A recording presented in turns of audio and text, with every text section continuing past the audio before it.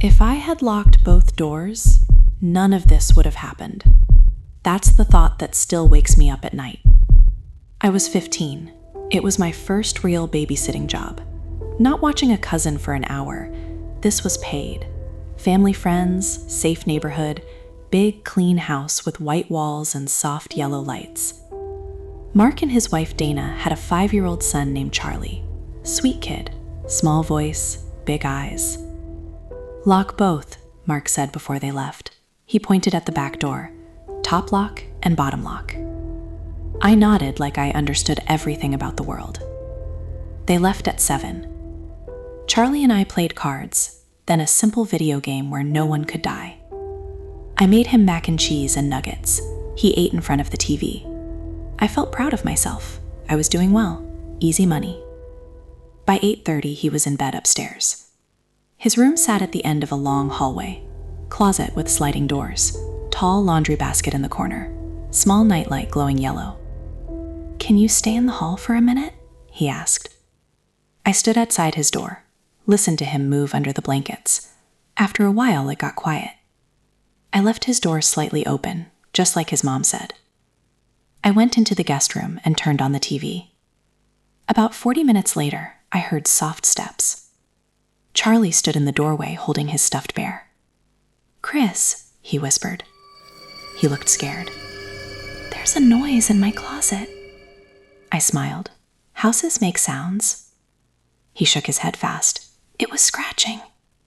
I walked him back, turned on the light, opened the closet. Just clothes, boxes on the top shelf, nothing else. I moved a few shirts around to show him. "See? Nothing?" He nodded, but he didn't look fully calm. 15 minutes later, he was back. "The closet door moved." I sighed softly and walked him down the hall again. This time, the closet door was wide open.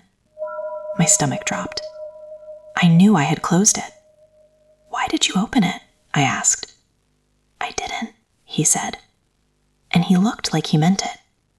I slid the door shut again. It didn't feel loose. It didn't feel broken. I tucked him back in and went to the guest room. But this time, I kept glancing at the hallway. 10 minutes later, he called for me again. His voice was shaking. I walked into his room. He was sitting up in bed, crying. The closet door was closed. "Hey, what happened?" He didn't answer. He just pointed.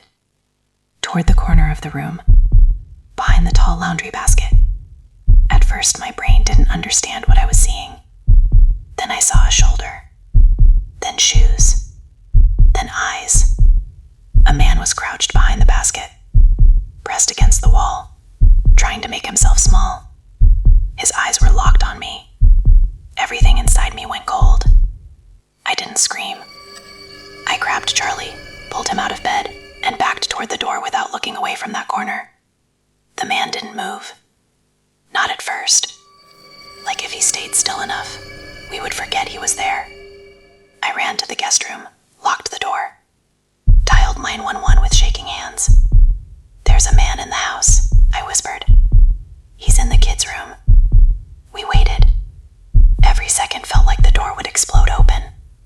Instead, I heard sirens. The police found the front door wide open. The man had run. Then Mark checked the back door. The top lock was open. I had only locked the bottom one. The bottom one could be forced if someone pushed hard enough. He didn't yell at me, but he didn't need to. I still think about what would have happened if Charlie stayed quiet. If I told him to stop imagining things. That was the first time I learned something important.